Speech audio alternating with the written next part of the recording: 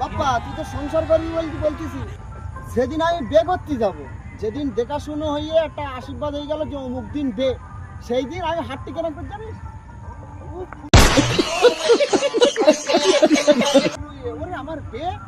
সে কেরম একটা ভাব মারতেছি, কারোর সঙ্গে কথা বলছি না, মনে বললি বিষয় ঈদ কবে মানে ঠিক ঠিকানা, ঈদ যেন আমার মনে হচ্ছে আমি আজকে বে করতে যাবো, বে দিন ফেলেছি রাত্রি,